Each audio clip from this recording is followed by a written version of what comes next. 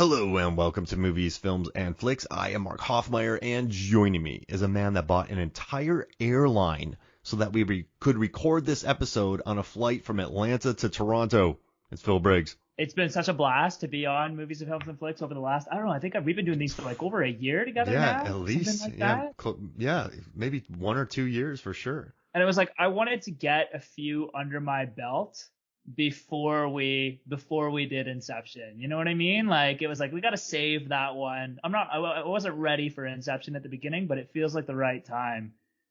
'Cause for me, man, this is a special movie. Jeez. And listen, I just want to say, when we did the Collateral episode, you started a taxi cab business that got you deep into debt, right? Horribly deep into debt.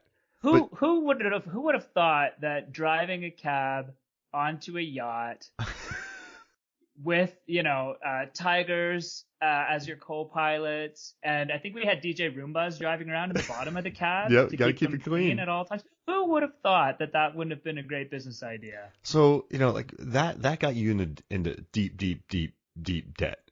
But now you just bought an airline for us to record this episode on. So I feel like you're almost in, like, when you're in limbo right now with debt collectors.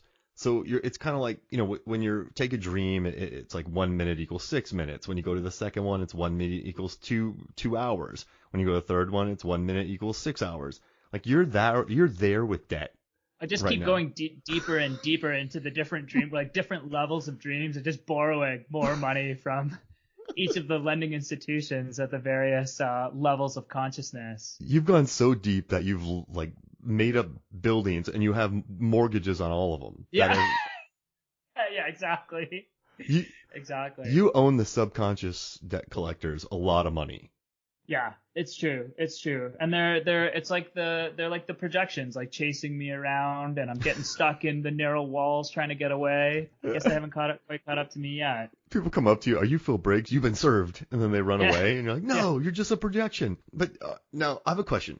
Whenever you watch Inception, I always forget whenever I watch this movie that this movie features bathroom fight Leo.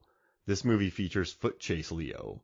This movie features sniper Leo. When I think about him, I know he did Blood Diamond, but I never think of him as a combat presence. I think of him in Revolutionary Road, Titanic, like Romeo and Juliet, like a Shutter Island. It's never action Leo. He's done action a couple times, but it always throws me off when I see foot chase Leo. It's like, that's the weirdest part of this movie. I feel like I'm dreaming when I watch foot chase Leo in this movie. That's the dreamiest part of the movie is the fact that it's foot chase Leo. You know what? I never thought of that until you just brought that up. But that is a fantastic point. He's not really much of an action guy. I guess I remember Body of Lies as kind of an action. Maybe did you ever see that one? Doing some running around in that. I don't know how many fights or anything he's getting. No punches thrown, I don't think. That's a really good point. Yeah, Leo's not much of an action guy. Like Blood Diamond, he puts the work in, but I'm just used to him standing in a place and yelling at Kate Winslet or dancing in Wolf of Wall Street. I mean, Revenant, it's just him grunting a lot. Like it's action, but it's more of just him lying in puddles. This is foot chase Leo that we're watching here. And I gotta tell you, if I'm a henchman, I feel like I'm gonna catch Leo pretty easy. But the henchmen in these subconsciouses, they go down pretty easy, and they don't have great aim. But well, yeah, and at one point the guy, like one of the henchmen, tries to kind of drop a bit of a line on Leo. He says something like, he grabs Leo by the arm and says like, you're not dreaming now, are you? It really wasn't a great henchman line. And then Leo, I think, headbutts him and runs away pretty quickly. So maybe if he hadn't been so concerned about his quip that he wanted to drop before catching Leo, he might have been able to catch him. Never one-liner somebody when you're chasing them. Just catch them. Just, never stick your gun immediately to their forehead. Stand a few feet away. Like, listen, man, you move, I'm gonna shoot you. That's it. I won't let you use your Leo judo on me. Like, you just gotta wait. I mean, really, like, how many bad guys have been defeated in movies because they wanted to get the line in before they wanted to do the evil laugh as they watched their plot unfold? And it's like, if you just done it, you would have gotten away with the crime. But no, you had to go for like the style points. You had to go for the witty line. just to show how much smarter you were than the hero, and it always comes back to bite them. This reminds us of Mark and Phil's Henchman School, another thing that went bust on us and pushed us in a little bit of a debt before your limo business. Well, again, I don't know why we thought that we had to do all the training on yachts. Like, I think it's the fact that we keep trying to incorporate yachts into all of our business plans. The yacht from Tenet really seems to be the thing that's ruining all of these businesses. I do not know why we're in Dubrovnik, Croatia, on this beautiful beach, but it feels right on this yacht, and that's where we're teaching hench people. Yeah, I love it. 100%. No, I mean, gas prices these days. It's costing more and more to fill up a yacht than it ever has. It's like $15,000 a day. Yeah, we went bust pretty quick, but it was a good month. Yeah. Oh, yeah. Great. Yeah, for sure.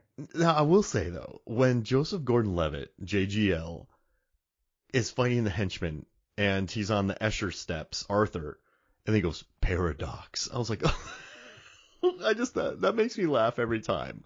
Because is that Nolan reminding us of the stairs, and that's why he's saying paradox? Because a subconscious projection of a brain probably doesn't know what a paradox is, do they? I mean, so whose projection is that, right? It's Cillian. It's Cillian Murphy. Yeah, Bobby Fischer. Yeah, Bobby Fischer. It literally, I read somewhere in the research, it literally is an homage to Bobby Fischer, the chess player. I'm sure he knows what a paradox is, but it definitely is a little bit of a callback to that 5-minute explanation that we got about how those stairs work. And it was like, I don't know. It was a decently long explanation by JGL around how those steps worked. And so for there to be a bit of a callback and a bit of a payoff, I don't mind that so much. I have an insane question to ask you, and I hope you're not affronted by it. But how does this movie hold up for you on rewatch? Because the first time you watch it, you're going, oh my gosh, this is amazing. Best Picture nominated, $700 million worldwide, 8.8 on IMDb, top 50 on IMDb. Critics love it, audiences love it, made a ton of money. It's an original property that makes bank around the world. But I watched this again, and the first 45 minutes of it are just people explaining everything. So it's like in the beginning, we got to kick him. What's the kick? What's this? And then they meet her. What do we do? And then he has the thing with her. Then Mal comes through, and then he explains all this stuff to her. And listen, you got to explain what it is, because when they get into the brain, you know where. Once they get into all the levels, if you just pay attention, you know where they're at. You really do. And so you know where they are, because they got the plane, and then they have the New York City streets that's raining, and then they have the hotel, and then they have the snow planet from Bond, on Her Majesty's Secret Service. The Bond Fortress. It's like once you follow that and you learn the kicks and the music and who's ahead and what, they even break down the time. I have 6 pages of notes. Like, you have a week, then 6 months, 10 years. What's like 3 minutes, 10 hours time. Like and then the sedation makes it 20 times longer in this one, so you can't die because then you'll be pushed into limbo. But if you just pay attention, you know what's going on. But it's kind of weird rewatching this again, because especially you can background watch it, but when you're taking notes for this, you just learn really how much the first 45 minutes, and it's all the setup, but it's basically just people dropping expository dialogue, explaining everything. How does this hold up for you on rewatches, like really focusing? Yeah, so I agree that if I was going to just sit down and, if this movie happened to be playing on TV or something like that, and I was going to sit down and rewatch it, certainly the last 45 minutes to an hour, you can just sit down and it will suck you in right away. And if you've seen the movie before, and I've probably seen this movie a dozen times now at this point, and so it is a little bit of I don't want to say that it's a chore, because I still do think that there's a lot of great stuff happening in the first half, where you are getting the setup and the explanations around how the world works, and all the different rules and whatnot. But so overall, I think on the rewatch, I still love it and enjoy it. I mean, don't get me wrong, there's nothing like seeing this movie for the first time, and I saw it in theaters and was completely blown away. But yeah, there certainly is a lot of explaining happening in that first hour or so. And listen, as much as I love it, and listen, I love this movie, and also like Nolan wanted to make a movie about a heist, but he's like, that's kind of flat. I need something more emotional to add here. So he gets with Leo. They work together for 3 months. They come up with, he has to get back to his family. His wife, killed herself, and now she's a projection of his subconscious that is wrecking his dreams because he can't be an architect anymore. So that's why they bring in Elliot Page. And it's just, so like he had to make this complicated. He didn't just want to make it like a heist into like a brain heist. Like he didn't want that. He wanted to add an emotional core. And then you also have a father-son story who Murphy just acts his face off in it. And just, I mean, everything that he brings. I mean, he took a semi, extended the bed to 36 feet, built a train on top of it, added 1.5 tons of steel to the front of a semi that looks like a train. So then when it hit cars, it actually looked like a train going through a subconscious. And they also messed up the grapple where it was going to make it seem like more of an anomaly. So this is a wildly thought out, practical, beautiful movie. It's just, this is the first time ever where I've just noted, because you take notes, and I just noticed that, just like, an idea, you have to eradicate it, and then the kick wakes him up, and then you have to spin a top, and then if you plat one, it breaks up an empire, but you have to go deep enough. But then I need an architect, and then it's like, dreams feel real when you're in them, but when you wake up, they're strange, and then 5 minutes or 60 minutes, time seems slow, then white blood cells, the subconscious are like white blood cells, they attack you like an infection, and then you die inside, you die for real. It's like, it's just, I don't know, dream, like, and then there's like dream security, his brain's weaponized, and I love it. But it was just weird listening. I felt bad for Joseph Gordon-Levitt until the hallway fight scene, because he's amazing in that. He did all of his own stunts. But that poor guy has to drop a lot of dialogue, and he does a good job of it. And it's smart to bring in Elliot Page because he's new to the world, and you just have to explain it to the new person. So, yeah. But I still love it. I'm not trying to hate on this movie, but this is the first time I've just noticed the sheer amount of explaining. And I don't know if that's good or bad, but I just wanted to explore that with you. So for me, so there's a lot of explaining, but I think that is part of what I love about this movie. I don't know. Nolan gets kind of accused a little bit of being like the undergrad philosophy majors, director. But to me, this is like just the right amount of complexity for a story. There's a lot to chew on, to think about. But they explain it enough that you understand what's going on. You understand why things need to happen the way that they happen. Like, I think he maybe walks right up to the line in terms of the amount of complexity that you would want to have in a movie. But if I contrast this with like Tenet, for example, I found that movie almost too complex. There wasn't enough. I could have used the first hour of explaining to me everything that was happening in Tenet, and explain it to me like I'm 5, so that I understand a little bit more about what's going on. And so for me, it's part of what I like about this movie, that he's built this incredible world with all these interesting, nuanced rules, if you will, and laws of nature, and just cool ideas about the way that dreams work. The fact that our minds are both creating and perceiving the dream at the same time. Like, what a cool idea. That's something that I've never really thought about before. And so I like that part of it. And here's the thing, though. I think first and foremost, Nolan wants to entertain. And so the people who call him the undergrad of philosophy majors of filmmakers, that's like I don't like that dig, and I think it's very shallow, because he's not trying to make an art house film. I mean, he made Memento, whatever, but he's not trying to make wildly art house films like Primer or Annihilation or a Garland movie. He is trying to cram ideas into a blockbuster that will appeal to the world. And so by him explaining, which is great. I mean, they said in Japan they had a number telling you what level you were in when you watched it. And I need to research that more to see if that actually is true, but I like the IMDb stat. But I love that he does it. I really do. And I think he has to. Like, look at Top Gun Maverick. The first 2/3 of that movie is explaining what the mission is and then practicing the mission. So they do the same thing out of that playbook. They explain it all. Like in Jurassic World, there's a tour before they go to it. They go through like a slideshow learning about the genetic modification. So I think a lot of the great films that we watch do take their time to explain the world. I just think this is the first time I've noticed that. And maybe that talks about how great it was the first time around, because, this movie is, if you just pay attention, you can follow this. And I think that's why it's such a success. Like, this isn't, you watch Tenet, and I was on, for some reason I fell on the wavelength with it, but a lot of people weren't.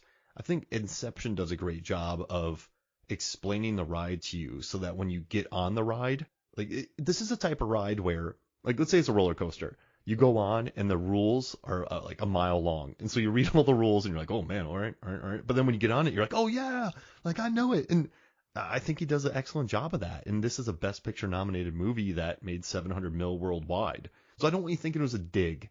I guess when you rewatch it, you start to notice more things about it. And you're right though, the last 45 minutes with the snowmobile and the explosions and just Mal running amok and Murphy crying his face off and the slow motion off the bridge, and it's amazing. It's wonderful. And the score, geez Louise, it's killer. Score. It's killer. And so I don't want you to think that I'm knocking on this movie, but I think it only takes you out of it when you've watched it a lot and you have to pay attention and take 6 pages of notes to talk about it, because I never noticed that before.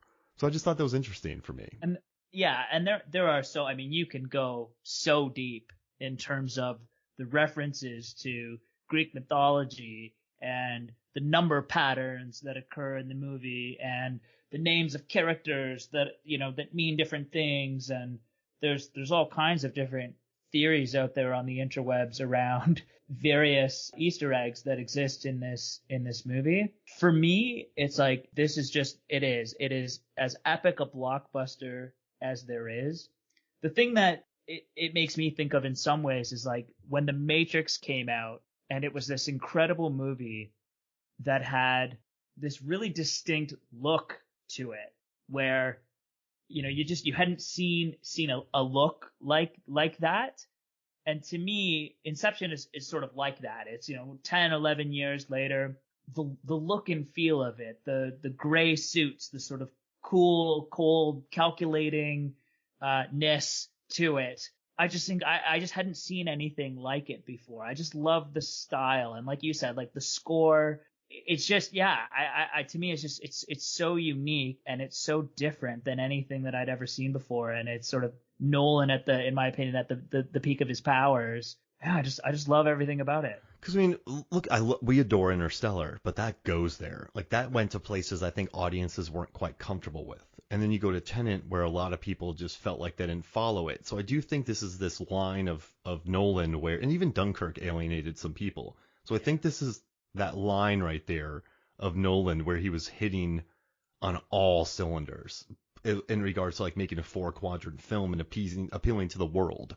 Because this movie really, and also too, like I love that there's rain during the day in LA, and I love that Wally Feister, the DP, was talking about it, and he talked about it when there's a lot of rain on like a football game, you don't see it because the bright lights are on it, so you just don't even see the rain. So in this one, they had to figure out where the sun was at all times. Then they shot the rain at those moments, hoping for some overcast skies, so you could actually see the chubby rain. And they set up 2 blocks worth of fake rain. But like once you're in that world, that really separates it from the hotel world, which then really separates it from the Snow Planet world, which then separates it from Limbo with all the brutalist architecture and just the concrete and glass. So he's created 4 very different worlds that look much different. We have the rain, the hotel, the Snow Planet Hoth, and then you have, like I just said, the brutalist structures, futuristic structures. So I like how he really delineates the 4 worlds, and I dig that about it. Like, that's what you have to do to bounce back and forth between the worlds. And he also does a really good job of, if you just listen to this movie, if you pull Antonio Banderas from the 13th Warrior, I don't know if many people will get that, and you just listen, you know what's going on. You know why the subconscious, you know that he's been weaponized, because that's what he would do. And then they have the totems, so he's spinning it for something. Like, it's just all really well explained, and I think the world was able to follow it. I mean, 8.8 on IMDb. That's nuts. That's insane. So, no wonder you wanted to talk about this movie. It was crazy. Mm-hmm. I've never dove into this film as much as I have until this one. Like, I've always just watched it, enjoyed it, but I never dug into it. And now I'm talking about Action Leo, which makes me happy. I have a question. Phil, one of your businesses takes off. You buy your way out of debt. You become a billionaire. Someone comes up to you and says, hey, we need to weaponize your subconscious to keep this business idea safe. What would your weaponized subconscious look like? Oh, man. So in the sequel, right, when Hayden Christensen enters your brain. No, when Cam Gigante from yeah, oh man. Him and Jaimin Hunsu enter your brain from Never Back Down. What are they gonna find in there? What's the first thing you see of your henchman in your brain? Well, it's funny, you and I are really on the same wavelength in terms of taking this in an MMA direction. Because what I want in my weaponized subconscious is I want a projection of Francis Ngannou, the former UFC heavyweight champion. I want him down there guarding my safe, because that guy is terrifying. And that's what I want. I want a variety of different MMA fighters that are down there that are just going to, wrestle and fight anybody that's trying to extract all of what I imagine are just amazing business ideas that I'm keeping locked away. Now, you would have two safes, one with your failed ideas and then one with your good ideas. So then people would have to guess in there. There'd be a 50-50 shot. I like it. You know what? I like it. Since no one can really shoot anybody, none of the projections can hit any of our heroes, I'm going to have all my henchmen having grenades. Just loaded up with grenades. Because, remember that question during there? Like, does this hurt his subconscious? He's like, no, they're just projections. So then, if they're getting killed, this doesn't affect my subconscious or my brain. Right. I'm just having projections. So I'm just having nothing but rocket launchers and grenades on my henchmen because they can't shoot anything. Yeah, that's perfect. That's one of my favorite parts of this entire film is when they're fighting in the city level, and Tom Hardy has that great line. Oh my gosh! Where JGL is just trying to snipe him, and he says, you mustn't be afraid to dream a little bit bigger, and he comes out with that huge rocket launcher. What a great moment. When he calls him darling, and the feud between those two just makes me laugh. They're back and forth. Oh, they're back and forth the whole movie. I love the other line that I really love is when JGL says, "Forgive me for wanting a bit of specificity." And then they just have this moment where they look at each other and he repeats it, specificity. Yeah, they do. They have some really great back and forth, or where they're demonstrating the kick and he keeps waking up just before he falls out of his chair. Oh, so man. Great. And those are probably my favorite moments in the movie, because I do think that Eames and Arthur probably wouldn't like each other, because Arthur is very by the book, buttoned up. I mean, the dude comes through. He managed to wrap up 4 people in no gravity, put them in an elevator, blow up with C4, and make people survive. Like, an extremely capable man. But Eames is kind of a, come what may dude. And I love that they just go at each other. It makes me so happy. I just like Tom Hardy in this movie. And also, this is really random, but I was convinced that he wore a cardigan in this movie, and he never does. That was your memory? Was that he rocked a great cardigan? But he wears a cardigan in Lawless. So maybe that Lawless movie incepted, put an idea in my head, and then it grows like a virus. Because when he comes up with that gun and he says, darling, I would have put money on him wearing a cardigan. And I would have lost money because he's wearing a suit. But I'm telling you, Phil, I thought he wore a cardigan. This movie, Nolan's just messing with me. He's just, and then, I mean, what do you think about Cobb in this movie as a lead? I mean, Cobb is flawed. Cobb? I think it's Cobb. Yeah, it's not cod. It's not a fish. It's like corn. But Cobb, he's flawed. He can't get rid of his wife. He put an idea in her head. He's not with his kids. Like, this is a guy who I think will lie to people to bring them into a lower level of sedated dreaming so that he could be stuck in a limbo so he could potentially get back to his kids and not tell anybody. That's a pretty lousy move for sure. Yeah, but Cobb doesn't care. He's just, we're here now. So it's pretty shifty, but I like that. I like that he's not the squeaky clean, like, some of these people are like, I'm the most noble man in the world, and I just want to get back to my family. No, like, this dude, he puts people in the dream state, but then he goes after him, though. So he redeems himself, like, hey, I got to go after Ken Watanabe. Sato, I got to go after him because he'll be lost.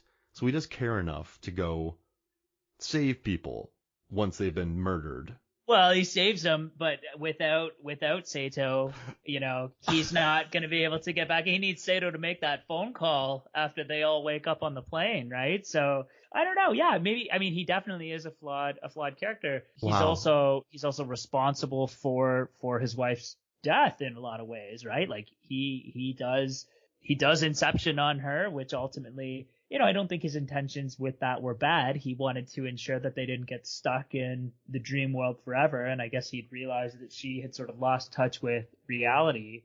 But yeah, he's definitely not a perfect guy. No doubt about it. I love some of his interaction that he has with Michael Caine.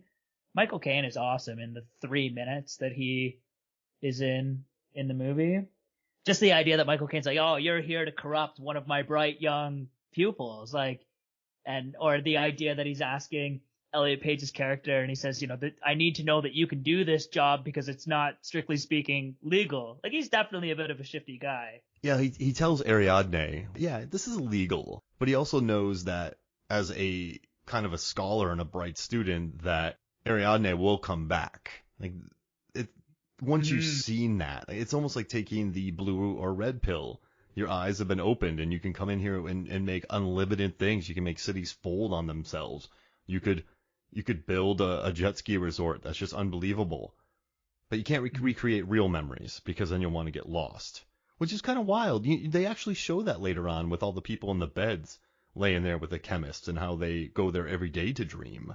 Well, that again is like going back to what I was saying earlier about, in some ways, again, visually and the style, the fact that it's just such a stylish movie reminded me of The Matrix. But there's also some parallels there with The Matrix as well. These people are going into this world knowing that it's not the real world in some cases, but maybe for them it's the dream world is better than being in the real world. You think about that scene with Cypher in The Matrix when he's eating the steak and he's like, I know that this isn't real, but it still tastes delicious. Same sort of idea, that it's that unlimited potential for creativity. I could see that it would be hard. It would be hard to not want to be in that world all the time. And do you know what's tough too about him is when we think about dreams, like you're running from something, you're showing up to class naked, you're reliving some terrible things, you're having nightmares. But it's really interesting how Nolan still keeps it grounded. This is random, but when you think about X-Men in 2000 or Blade in 98, vampires were hot in the 90s, so you make Blade, you make an R-rated movie, you make it more of an action film, it's accessible to the mainstream. When you make X-Men, you don't put them in all their crazy suits, you put them in leather suits, and you just make it more grounded to appeal to people before you bust out the color outfits and the comic book culture. So I think with Nolan, when he made Inception, he didn't want to make it a super fantasy world. He didn't want to make it what dreams may come. He didn't want to go full The Cell. He didn't want to fully explore this bonkers subconscious where Doctor Strange levels of weird can happen. He keeps it very grounded in this, but it's still a dream. But it makes sense when you're in there because it's other people controlling it. You have Cobb. You have the other crew controlling the dream, making it more, believable. So I think that's also another thing that made this movie more accessible to people. Whereas, listen, this is dealing with subconscious. This is dealing with talking about white blood cells, your subconscious, like Inception, planting ideas. Say there's not an elephant in the room. Like, don't even think about it. And then it goes to this place where there's dream security.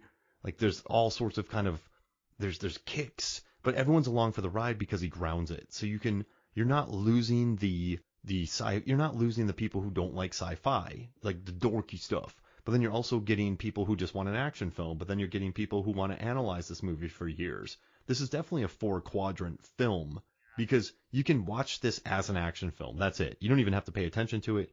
You can just see Tom Hardy blowing stuff up, and you can just see awesome action scenes. And then you can pay attention to it and go, oh, so when we're dreaming, when people are talking to us, it seems like they're just talking to us, but they're just manifesting what's in our brain, so we're controlling this. And then there's all these crazy ideas about paradoxes and Escher, and there's totems, and so you can appreciate it on that level. And I think it's just the production design, the cinematography, the special effects, the editing, it all blends together to really make a 4-quadrant product that, once again, we're saying is Nolan hitting on all cylinders, for sure. And there's some amazing action performances. And so, to get back to Leo and Cobb, as sort of the main character. So I do think that this is a really good Leo performance, and I think that Cobb is an interesting, flawed character that has to navigate some really difficult circumstances and difficult choices. I like Leo's performance in this, but I'd be interested in your opinion before I get mine. Like, who do you think in terms of the acting performances? You mentioned Cillian Murphy already earlier as well, but like, who's your favorite character in this movie, or who do you think gives the best performance of all of the actors? Because there's some good choices here. I mean, we love Tom Hardy, but he's just hanging out being awesome. I think Levitt's asked to be the straight person. Elliot Page is the new person thrust into the world who challenges Cobb.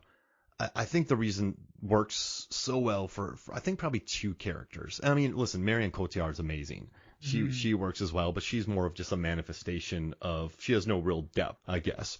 But I do love Murphy as Robert Fisher, Bobby Fisher. The scene when he opens up the safe at the end with his dad, Pete Postlewaite, and he just starts crying. I remember sitting in the theater. I think I started crying. And Megan walked in when I was doing research on this, and she saw Murphy, and she's like, he's so good. Like, Nolan loves him anyway, Oppenheimer and all the Batman movies. Yeah. So I think he's a side character, but you really love his journey with his dad. And I think their connection, and when he sees that at the end, is what Nolan wants when he talks about having a movie that's emotional and not just a theft movie, like a as much as I love Ocean's 11 or Italian Job, there's not too much pathos or ethos, like there, one of those words, emotion. And then you also have Leo. I mean, he takes this so seriously. You can't have a winking performance in this role. You gotta have a guy who's like, in your dream, you do this, and then you do that, but it's like a dream, and then you need a totem, but then like it eradicates everything, and like you need to do this, and then there's a kick, and then you're this, but I need to get back to my family. This guy, Leo, drops a lot of dialogue. He's like, well, I'm in here, but then I created these levels to keep her in here, but she's part of my projection. And when he screams, when Mal jumps off the roof, when he screams, like, no, just, he really does invest in this movie. Like, you can tell that he's all in. This is an actor who's committed. Like, you don't do The Revenant if you're not committed. And so I think one of the reasons, the big reason for this film's success was Leo, because of how seriously he took it. He talked every day with Nolan for 2 months. On set, they said he was so exact that they could do stunts around him, but he would hit his mark every time, so they didn't have to worry about the stunts because they weren't worried about him getting off track. They knew that when they pulled the stunts, they could do it exactly on time because he would be on his mark. And so I think he took his professionalism into this movie and played it as serious as possible. And I think that's another reason why it made $700 million. This guy commits. Well, and fully. he also, like, I think Nolan credited him with making some pretty substantive changes to the script as well, where maybe the film was a little bit more confusing and there was more explanation that needed to happen. And Leo, I think, was the one that has been really credited with trying to push some of the human story and some of the emotional aspect to this. And maybe that's the part of the story or the part of this character that really resonated with him. So don't get me wrong. I feel like in some ways it's a great Leo performance and I don't want to take it for granted, but I just love some of these supporting characters. Like, yeah, Tom Hardy is awesome, but I feel like this might have been the first time I ever saw Tom Hardy in a movie, in all honesty. Like, I just wasn't up on him or his career. And I can remember afterwards going, who is that guy? Like, every scene he's in, he's like stealing the scene in a lot of ways. And I just love the back and forth between him and Joseph Gordon-Levitt. And so I would say for me, it's either of those two guys that I think just add so much to the movie. And it's interesting to read some of the other casting choices that were considered for both of those characters. It wouldn't have worked. I'm so glad that they landed on those two guys, because they, between the two of them, had great chemistry and great chemistry in their scenes with Leo as well. And I think that they really added a lot. Like, as much as I love Robert Downey Jr., you couldn't have him as Cobb. You couldn't have someone who winks at the camera. You couldn't have someone who's like, when Leo really commits. I think people forget how much Leo commits because he doesn't do too many movies. But you watch Revolutionary Road, you watch him lying in puddles, you watch Wolf of Wall Street. Like, that dude goes for it. He is 100% there. And, you know, it's fun watching Joseph Gordon-Levitt. And also, too, I mean, the entire cast, if you look at JGL, Tom Hardy, JGL did 90% of those hallway stunts. Yeah. One of the really interesting things about this was they had to learn how to go. The toughest part was the bedroom, because if the bedroom went, you would fall like 30 feet to the ground. So the rotation was faster for the like one part and then slower for the other, so they could get across the whole floor, and the way they did that. But JGL was there for that. And there's another scene where that was vertical, but when they horizontal, but when they put the set vertical, where he had to hang like 0G, he said he talked to people who in 0G, they just said they feel comfortable. They're totally relaxed, but he had to strain every muscle in his body to appear to be totally relaxed. And so the physicality of this role is wonderful. And you see his face in almost all of it too, which once again adds to the how great it is. And listen, I don't want to sound like an old fogey, and I hate when people do this, but Nolan, Leo, JGL, they all said that this is a movie where you see it. There's a lot of VFX that you don't see, but they built the train that steams through it. They built sets that actually turn 25 degrees in the hotel room when the thing goes, when Leo introduces himself to Murphy.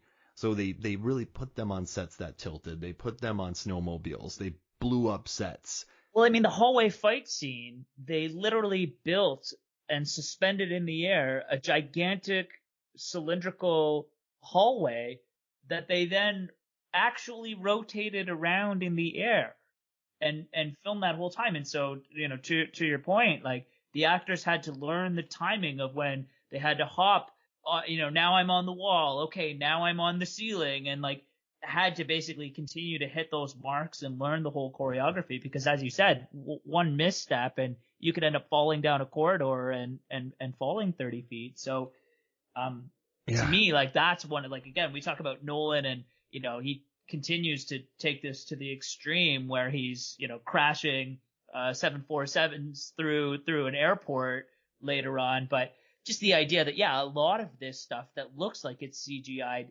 isn't actually CGI. It's just incredible. Yeah. He knows how to blend both of them. I mean, like Mad Max Fury Road, they had a lot of practical stunts and they had a lot of VFX. It's just knowing when to let audio, like Top Gun Maverick, right? You're there, you're in it. And I just think that they knew how to make it work. I mean, they made LA during the day rain. I love the truck that they built. And, I showed it to my students, the making of the hallway fight, and it's almost comical how much work went into it. It really is. You see it and it's so wasteful, but it's such a memorable scene. So worth it. Yeah. So worth it. And Nolan said too, he's like, listen, this is what takes an action film to the next level. If you want to make an action film, fine. But if you want to make this, you got to take it to the next level. Because if you make an action movie inside Dreams and it's just bland, that's not going to work. You need the spinning, you need the twisting, you need the turning, and it just works, and it really does. But one thing I noticed is like Nolan has 6 films in the IMDb top 250, which is pretty nuts. What do you think it is about? This is a huge loaded question that I probably should have sent to you weeks ago, but how do you think he's been able to combine? Like, what does he do that is able to make his movies so popular? Now, like, I know he likes to kill wives off a lot. Like a Memento, you have a dead wife. You have Inception, you have a dead wife. Dark Knight Rises, Rachel gets blown up. Interstellar, he's a widow. I think I'm missing one too. The Prestige, Rebecca Hall hangs herself. I don't know why he does that. That's a weird thing. And I have to thank Screen Junkies for that, because I picked that up from them during their honest trailer. But I mean, he loves time. He loves going big. He loves science fiction. He loves nonlinear storytelling. But like, what is about his movies that make them so accessible, but then also make them quite, twisty, turny, timey, wimey? I totally get it. I think one of the things, and I feel like you guys talked about this when you did the episode on Tenet, is I love movies where you see capable people be capable. Yeah. Smart people planning, executing, just being capable. Like we've talked about that with a bunch of the movies that we've covered over the last little while. People maximizing their potential. So I think that that's a common theme throughout a lot of his movies. I don't know. Maybe, we love this and we love Interstellar. Is there something about, dads being separated from their kids and, trying to save the world and get back to their kids that really resonates.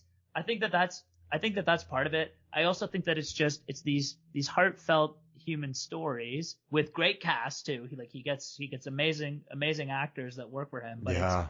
it's these heartfelt human stories combined with just incredible visuals. Like, we haven't even necessarily shouted every single one of them out, but like the exploding scene in the market where Cobb is teaching Ariadne and early on about how the shared dreaming works and how they simultaneously create and perceive at the same time, and then the dream. But any time one of the dreams starts to collapse, when the water comes in on either side of the of Sato's hideout at the beginning there. Yeah, it's so good, and the they built the visuals, set. Yeah, the visuals are just unbelievable, and then you've got these amazing human stories happening within these incredible visual worlds. It's interesting. He wants to make a movie ready-made for the biggest audience as possible. But if you think about early on Memento, where Guy Pearce, he's essentially a killer, and he forgets on purpose to find a purpose in life. But you also, well, I mean, you learn he's just a straight up killer, but he also has a legitimate issue going on. So you're kind of very complicated characters, sort of three-dimensional characters too. I mean, like Tenet, I love Tenet, but you don't really know much about the characters. Well, Elizabeth Debicki's really good, and she has her kid, so you have that strong mother-kid son bond, and then don't even get me started on Interstellar, Murph, geez Louise, and just, even Bruce Wayne's an orphan, and he's always worried about he has parents, and he has those issues, and then Michael Caine, and also too, like, if you look at Inception, the cast, you have Leonardo DiCaprio, Oscar winner, or future, won an Oscar, Tom Hardy nominated. Marion Cotillard won an Oscar for La Vie en Rose, which she played the character who sings the song in this movie. Yes. Which, a Michael Caine Oscar winner. Which was a pure coincidence, apparently, that connection between the song and La Vie en Rose. So, I mean, he's bringing in this caliber of talent to be in a movie about a subconscious theft. No, they're planting an idea, and it's someone's subconscious, but they have to go really deep. So it's, in the wrong hands, this could be quite the... But also, too, you could almost make this a high concept. Like, this is easy to explain. So it's a group of people go into a man's subconscious to implant an idea. Things go bad. So you could do that in an elevator pitch for, like, Prestige. Two magicians, bad things happen. Memento, a guy with amnesia tries to find the killer of his wife. So on the surface, they're very sort of, high concept, easy to explain ideas. I mean, it's not snakes on a plane, but a lot of his movies, Dunkirk, the Battle of Dunkirk. So I think Tenet, I could do time. It's two different forces from the future attempt to stop each other, which it's pretty easy to explain, but then the movie happens. And then Batman is just dark. Batman fights people. So yeah, he starts with a kind of a interesting, simple idea, but then he expands upon it so much. Now, I don't want people thinking that, once again, I'm a college theory film class guy, but you do have to appreciate the way he walks the line between blockbuster and kind of think piece. So I'm not calling this like a $7,000 science fiction film that is nothing but ideas, but it's interesting how he's able to blend that, and I think a lot of audiences have appreciated that. Yeah, and he takes what are, again, maybe not necessarily simple stories, but he takes these stories that are maybe not super complex, but he tells them in unique, creative, maybe a little bit more complex ways. And for me, as an audience member, that's a lot of fun. It's a lot of fun watching Memento and trying to figure out for the first 20 minutes, what in the world is even going on? Why am I seeing the same things happening over and over again? And then after a little while, you settle into a rhythm with that movie where you start to understand the sequence and how, okay, the story is being told backwards, but the black and white portion of the story is moving forwards, and the two pieces of the story are going to meet at a certain point. And I think it's largely the same thing with Inception, where you're in a dream within a dream, and people keep waking up, and you're not 100% sure what's real, what's not, what's a dream, what's happening in reality. But after a little while, after the explanation and around how everything works, and they full out explain at one point in the movie when they're in the hotel level and they trick Fisher into joining them by making him think that it's Browning trying to steal trying to break into his subconscious to do whatever he's trying to do. Ariadne says, "Wait a second, whose mind are we going into? Like, what are we doing here again? Yeah. Let's take a pause here." And so you do, whether it's because they're explaining it to you or whether it's just because, again, you kind of have settled into that rhythm where you start to understand how this world works. You understand what they're doing a little bit more. And for me, that process is fun. I like the first 20 minutes going, what in the world is going on? How does this work? I want to think about this. I want to try and learn how this world works. And as they explain it and as you sort of see it unfold, it's fun. It's a fun discovery process for me with Nolan's movies to try to piece it all together and understand how it works. And then you see something like the ending of this movie and you walk out with more questions and more things to, talk about afterwards. For me, that's one of the really fun parts about Nolan movies, I guess. And you know what's interesting about Inception is at the end when the top is still real quick, I just want to say I love the building a team aspect of this, but also I like that I think some movies spend way too long building the team. This movie, you have the initial plot, but then they go to France, they grab Ariadne, and then they go and then they get Eames, and then they grab Yusuf. But that's 20-30 minutes of the movie. And so they build the team quite quick. I like that aspect of it. It doesn't, sometimes, I love Expendables 3. I like Eternals, but the building of the team aspect takes forever in those movies and kind of grinds it to a halt a little bit. So I like how quickly they put the team together. And then I like how, they meet and Eames already knows about Inception. He's like, yeah, we tried it. It was bloody hard. He's like, we're going to be in trouble. And then just watching that scene, and then also too, Ariadne is us in the world. She's like, wait, is she killing the subconscious? No, those are just projections. And so it's you take Elliot Page's character, and when Ariadne asks the questions, that's kind of what we're asking. So it's a little self-conscious, but I also think it's important that we're not leaving with bad questions like, hey, all those people were killed in that dude's mind. Is that going to affect him? But no, because they're just projections. So it's a really interesting way to do it. I think it can be a little clunky, but you need it to prevent more questions that people just linger on and not like. It does, and it's unfortunate because I think that people that don't enjoy this movie, that's the exact reason why they don't enjoy it. They're like, well, hang on a second, the van is, rolling down the hill. Why don't they wake up? Why isn't that a kick? Or, they can't be killed in the dreams, but then they can be killed in limbo, and that helps them wake up. And look, he doesn't answer every single question. He doesn't make a 6-hour long movie explaining how all of the rules of this world works. I think that I think the right balance is struck here. I think there's enough explanation around how this works. Ariadne asks enough questions on behalf of the audience so that we know what's going on. We understand. It's just fun. Like, to me, it doesn't have to be perfect. Yes, he's building a world, but like suspend your disbelief a little bit too, and recognize that it doesn't have to be, it doesn't have to totally make sense. Mm-hmm. It's science fiction here. We're in a futuristic world where we're sharing dreams. To me, it's just a fun, creative story, and I don't know. I love the mystery to it. I love the puzzle to it, and the way that it all unfolds. I think it's just a ton of fun. Now, I do think that, people have these questions, and I get it, but he also answers all of them in the movie. And it's a movie about dreams, so if you're going to nitpick those, he does explain it. And this is not our world. These are the laws of this world. So the van flips, they don't wake up, it's fine. It doesn't matter, because that's not what wakes them up. We saw what kick wakes them up, the water. And just when they set that up, you can follow it.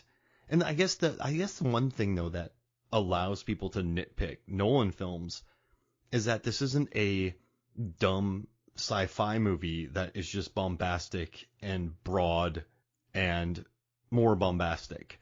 This is a very grounded dream movie that spends a lot of time talking about the subconscious. And so when something doesn't quite click, when something feels a little bit off with the rolling van or other elements, I think that leaves it a little bit more open to nitpicking because he's done such a job of grounding the world. But then there's some pretty big plot holes. Not plot holes. There's some pretty big... there's questions. Yeah, questions. You can come out of this movie and with questions about how this world works. Not every single aspect of it is explained to you. Yeah. For sure. And like, why don't they wake up? It's like, you know what? That's a fair point because his world is so grounded and they spend so much time explaining it. But also, it's a movie about silly dreaming. The wake up thing is interesting. I do want to address that quickly actually and talk about that because what I wondered is, so they don't wake up when the van rolls down the hill because so that's in Dream World level 1, let's call it, the city, the rainy city. So they don't wake up in that world.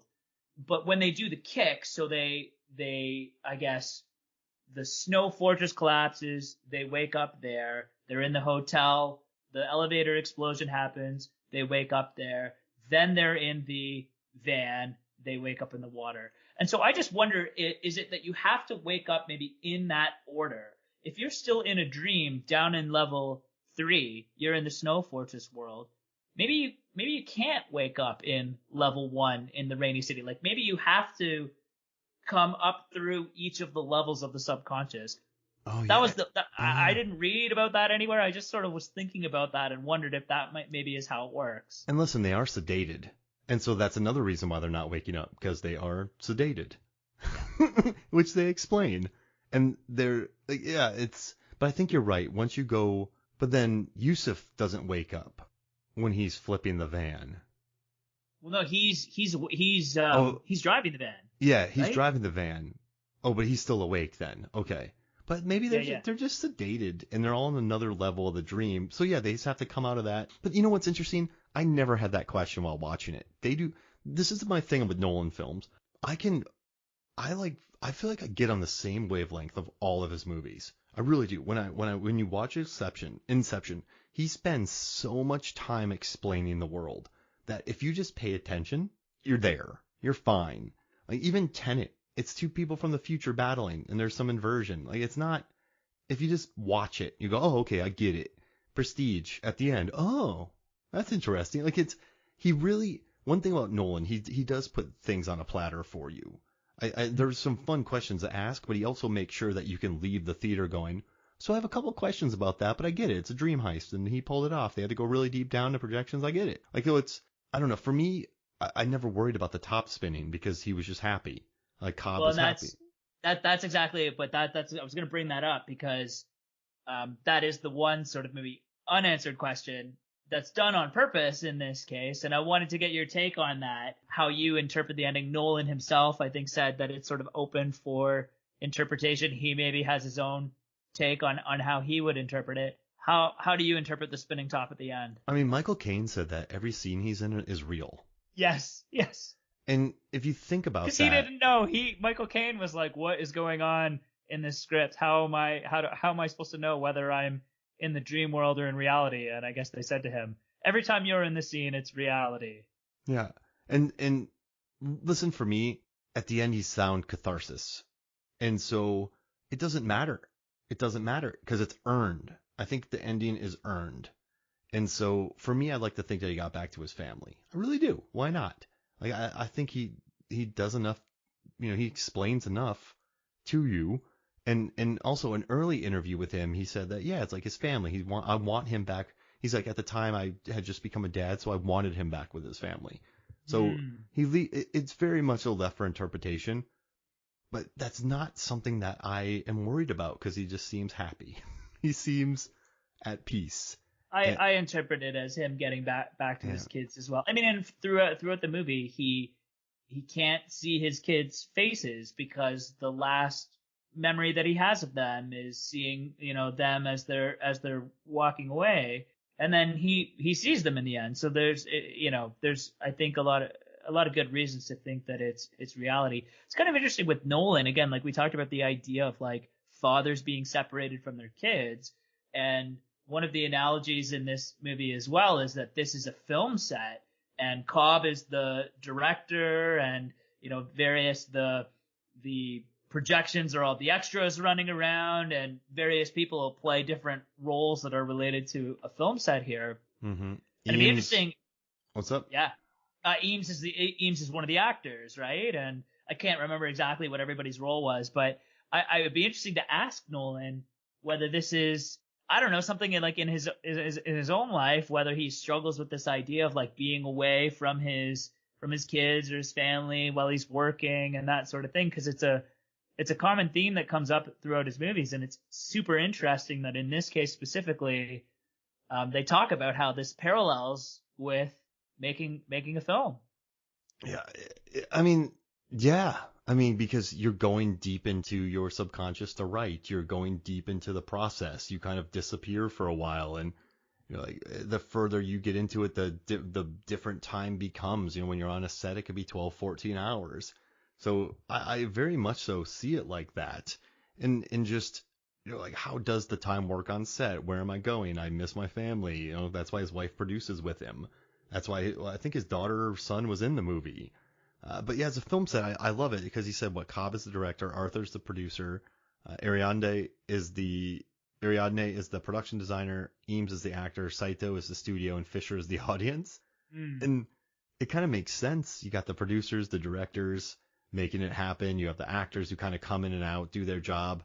I mean, if you think about, Dream of a Little Bit Bigger, Darling. I mean, Eames is definitely the most sort of kind of flamboyant of the group. So he kind of comes in and performs as the different people. You have the production designer who designs, but he said he did that subconsciously though. Because if you look at this movie, there's been, in heist movies, there's always been the group who has different things they're great at. So you have Ocean's 11, you have the acrobat, you have the impressionist, you have the wet work. Yeah. The wet work, you have the muscle. So any heist movie could be used to explain a film set and how it works. But I think when he thought about that, he said it, and he was like, yeah, that makes sense. Because, I mean, listen, I will say, though, that Arthur's very much so the producer. So Cobb's the ethereal, he has Mal in his head, and he sees it, and Arthur's the producer. Arthur is straight-laced, beyond the max. Let's get this under control. Yeah, exactly. And then you have the production designer, you have the studio. Saito is the one who has the money, and he's funding all of this. And so, but there's always a person who funds these things. There's always the person who puts the mask on. There's always the every Mission Impossible is that. So I get it, but it seems like a stretch. If that I don't know. I think that's a team-based thing, because a film set is a team, and then a thief crew is a team. So that's just kind of my thought on that. But I like the idea of it. It's fun. This I just want to say, this IMDb trivia page is insane. And most of the time, I'm not really huge in IMDb. I listened to all the documentaries about this. I watched the movie. I found as many interviews as I could. But I love going through every IMDb page, because like Back to the Future, Inception, his bigger, like Dark Knight, it feels like it's 7,000 words for this. I mean, there's so much stuff in this. It just makes your eyes, I don't know, it makes your eyes tired reading it all. But yeah, I mean, I dig that. But you know what though? I have a question about Nolan fans. Now, Phil, I don't think you're a diehard Nolan fan. We've talked 3 together. I think we just embrace his cinema. But I do think Nolan fans I don't know, they're a rare breed. I think they get very hyped up over his work and very defensive over his work. I don't know what I'm trying to get at here. They just seem very aggressive, Nolan fans. But I also think that the same Nolan fans turned their back on him with Tenet and Interstellar, which are 2 beautiful movies that I adore. So I don't know. What do you think about the general Nolan fandom in the cinematic world? I agree that there's a sense that there are diehard Nolan fans that think that he can do no wrong. And don't get me wrong, I am yeah, I wouldn't say that I'm a diehard fan. I am a huge fan. I think he's probably my favorite filmmaker. I love so many of his films. I think that they are super rewatchable. I love what he did with the Batman franchise. So I just think that he's great. But like we were talking about earlier, part of what makes him good you can take that too far. I think that the playing with time, the having complex stories, having the expository dialogue where characters have to explain everything, you can run into some trouble with that. And I think that some of his recent films are good examples of that happening. I'm excited for Oppenheimer though. It's going to be interesting to see. Am I a hipster fan, Phil? Because I followed Tenet like easily. I adore Tenet. I feel like it's the easiest thing. Someone said you gotta be dumb smart to understand it, but I don't think so at all. I think it's just two people in the future going back to prevent an apocalypse. They want to destroy the world to not make it as bad, and then some people want to stop that. So I don't know. But also I just want to say something. I think some people are like, you don't understand Nolan's work. It's so deep. But I don't think his work is so deep. I think he's just found a great way to tell interesting stories to the mainstream. Because he explains everything to you. I don't think there's many concepts that, I watched a movie called After Sun that just shook me to my core. I watched a movie called Decision to Leave by Park Chan-wook that just blew me away, that I consider ultimate art. I don't think Nolan's setting out to make ultimate art. I think he's just setting out to make smart movies that the largest audiences possible can watch. And he's wildly successful at that. Would you agree? Yeah, I would agree. And I think that I like what he's trying to do. Like, I think I agree with what you said. He sets out to make smart movies. He wants the audience. He wants these discussions to be happening. He wants the audience to be asking questions and to be reading and looking things up afterwards and trying to understand all of the references and Easter eggs and things that occur in the films. And again, I think to a certain degree, that's part of what makes his movies so much fun to watch and to engage with and to talk about. It's part of the reason why we've done 3 of his movies together. And so I think he's a great filmmaker, not perfect by any stretch of the imagination. I think that the hardcore fans need to chill out a little bit and recognize that, yeah, he's not going to hit a home run every single time, but overall, yeah, I think he's one of the best. He's maybe the best filmmaker for the last 20 years for sure, and he's awesome. I hate like some people are getting on him now for using film, and some guy goes, "Are you just trying to be cute? Can you even notice?" Some guy asked Nolan that, and it's just let Nolan entertain people. Like, people were complaining about Tenet, people complained about Interstellar. Here's a dude that's making epic movies for worldwide audiences, and people are just kind of dogpiling on him. I don't like, just let the dude make movies. Like, that's, I don't know. And do people complain? I mean, I don't know. You would probably know this better than me. Like, do people complain about Spielberg like this, or do people complain about I don't know, like Michael Mann, in this way, or like any other? That's a really great question. Maybe Fincher, but maybe Fincher's not. He's not as much of a blockbuster kind of guy. I'm just trying to think about like directors that people sort of that it seemed to be sort of polarizing in some ways, where they have a contingent of fans that love them and think that they can do no wrong, and others that really just their films don't connect with people for whatever reason. I think Spielberg's managed to avoid it for so long because he's a bit of a chameleon. He can pop out Saving Private Ryan, but then he'll do Bridge of Spies, then he'll do Fabelmans. He can move around to different genres. And he's an auteur, but he doesn't have a specific style. But if you look at maybe Terrence Malick, who I adore, I love Tree of Life. I love The Thin Red Line. What Badlands. Like, I love his movies. But he's very much an auteur, and you know exactly what you're going to get when you watch his movies. And a lot of he's not a blockbuster. No, but I guess for the masses. I guess what I'm saying is, like, when he started making Into the Wonder, the door got kicked in a little bit, and people started criticizing him because his films are very much so Malikian. Does that make? And then you watch Wes Anderson. His films are becoming more pastel, more Wes Anderson-y, more auteurish, and so people are getting on him. It's like the same thing every time. It's like he's becoming too Wes Anderson. But when you look at maybe a Fincher, he can bounce between some genres. But then you have Nolan, who he relies on time. He relies on big concepts. He relies on sort of big budget filmmaking that's really grounded in reality. But he's very auteurish. So I do think people are are starting to get on him a little bit because he has his signature style. I just think when you have like Ron Howard, no one hates on Ron Howard because he bounces around. But like when you have a very singular auteurish style and people get a little sick of that auteurish style and you keep doing it, then I think that's when the door gets kicked in. I guess that was a very long answer, but I think you can have this unbelievable hit of films that are time related, and then you kind of make a little bit films that are a little harder to grasp, maybe have some funky sound mixing, and then I think that's when everyone goes, oh wait, this guy's all about time. This guy's all about this. He's all about this. That's when I think it is. So I think non-auteurs have run more of a risk of audiences sort of going after them as opposed to just directors who, Spielberg is an auteur, but he can blend in. Yeah. I get what you're saying. It's like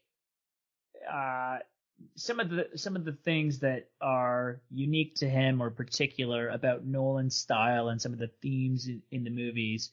Maybe there's a sense where it's like, okay, we've seen this, like oh, another one about time, another one that's complicated or whatever.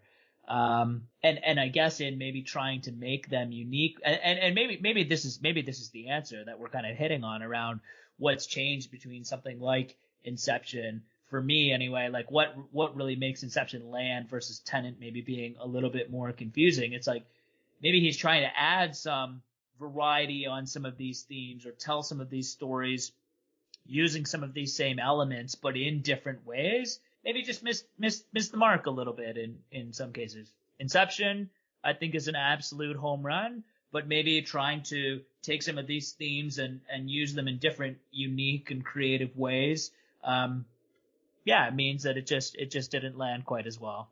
And like Interstellar didn't end the way many people wanted because it goes out there. Yeah.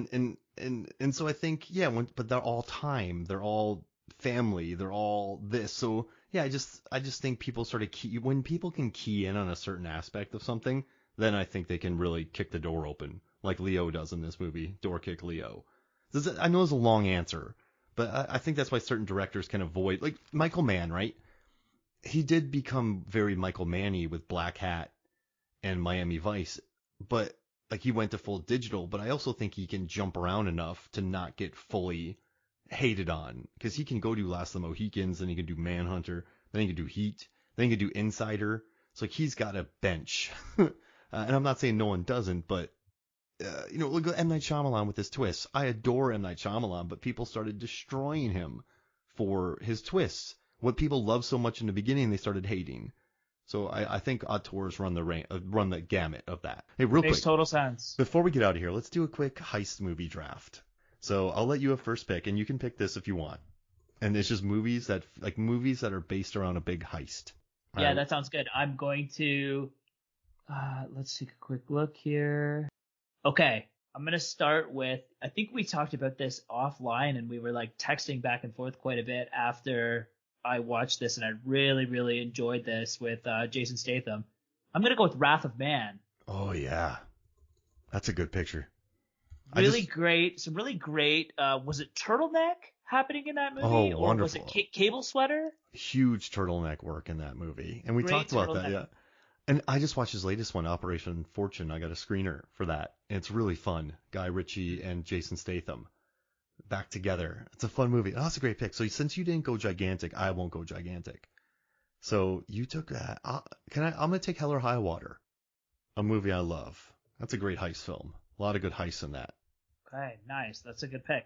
I am, for my second pick, going to take The Town, which is a movie that is on our master list of movies to talk about for the podcast. We got to do The Town at some point. Another one that I saw in theaters that I now also own on Blu-ray and love very dearly and rewatch all the time. Oh, yeah. Love Town. We might have to do that next. I'm going to take Logan Lucky because I think that's just a Steven Soderbergh joint that I adore. Megan and I are covering it on the podcast eventually. If you haven't watched Logan Lucky, it's wonderful. So I'm going to do Logan Lucky as my second pick. Again, another one that I'd be happy to talk about at some point. But there's some good heist movies, some good rewatchable heist movies. Give me Baby Driver. Oh, yeah. Oh, we got to do Baby Driver. Gotta do Baby Driver. There's like 3 commentaries. We got to do Baby Driver. What are we doing? Baby Driver? We want to just do Baby Driver in the town next? Or We're gonna have to try and like find some music that we can like, synchronize the entire pod to the whole time as well, though. That might make it tough. We need but glasses. We'll find a way. We'll make it happen. I'll send you some Octane coffee because that's the coffee in this. You know what? I should just do that. So then you can drink Octane. We can have Octane while doing that. I found a really good one. Where was it? I'm going to do Fast 5. Oh, there you go. The Bank Vault. Come on now. All right, so what's your 4th pick? My 4th pick is going to be, I'll go with Drive. The Ryan Gosling, Nicholas. Yeah, I can't remember that guy's name. Nicholas Winding Refn.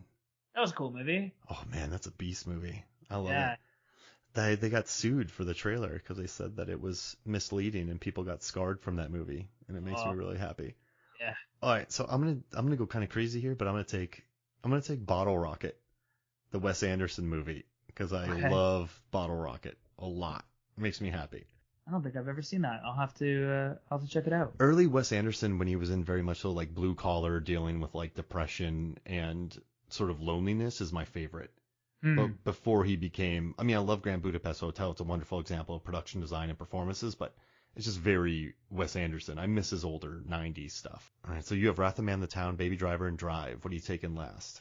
Okay, so for my last one, and this is high on I need to rewatch this movie soon because it has been years and years since I last watched this, but give me Reservoir Dogs. Oh, man. Oh, I'm toast. I love it. Reservoir Dogs. And you know what? I'm going to go crazy. I'm going to take Set It Off, the 1990s bank robbery movie. I like that. Let's go different. I love it. We didn't take Heat. We left some huge ones out. That makes me so happy. I feel like you understand the MFF way, and I appreciate that. Try to not just make the obvious picks. Oh man, they have Dead Presidents too. Oh, and The Lookout, Joseph Gordon-Levitt. You know Army of the Dead, that zombie movie made by Zack Snyder. I don't think it's good, but I want to talk about it. I'm not saying you have to do it with me, but I want to find an episode sometime just to like get my feelings out about Army of the Dead. It's a zombie movie with Dave Bautista. Yeah, but it spends way too much time between him and his daughter, and it grinds everything to a halt, and it just goes too much. Oh, you know what I just saw? Entrapment. Oh man, that movie. Sean Connery. Well, hey, Phil, this was wonderful. Thank you so much for joining me. I'll put this poll up on MFF. And, I don't know what we're doing next, but we got a fun one coming. So thank you for joining me. Oh, man, it's my pleasure every time. I will, anytime you ask, I'll come back. So you got a spot. People love your eps, man. Prestige is blowing up. Fight Club's the most popular episode of the last year. It's now number 1. I was going to surprise you with that tonight. People just keep listening to it. Adam Hodgins of MFF fame and the Go Figure YouTube show, he said he's listened to our Collateral episode 3 times. Yeah, he was telling me that he thought that was one for the ages. So I was really, really glad to hear that. He likes your limousine service. Yeah, I still can't. We gotta get the brain trust back together and start brainstorming some more ideas. I can't believe that didn't work out. Yeah, who would have thought that hiring retired NBA players and paying them $300,000 per year each to serve champagne in the back of our limos wouldn't have attracted more business? And to carry around an aquarium like on a trailer hitch full of like dolphins and sea turtles that costs us about $500,000 a day. Mm-hmm. Just because of the salt and the trainers and the permits and the glass, we had to make glass that wouldn't shatter. Like it should have worked. We bought all that bulletproof glass in bulk too, thinking that that would make it easier. But now we've just got this warehouse full of all these panes of glass that we don't know what to do with. And like we didn't know that great white sharks can't live in captivity well. Like how are we supposed to know? Yeah. Who would have known that wouldn't have worked out? 3 stolen dolphins. We get sued. We'll be back. We still have just need some small tweaks. Just some tweaks, and that business will be back up and running again. Yeah. We should probably sell that bulletproof glass we have. And we should probably sell that shed. And the warehouse we still own. Get our yachts out of the impound. Yeah, we have debtors we need to pay. All right, man. Thank you for joining me. Anytime, dude. All right, so for me, Mark Hoffmeyer, and for Phil Briggs, this is Movie Stones of Flicks. We'll see you next week.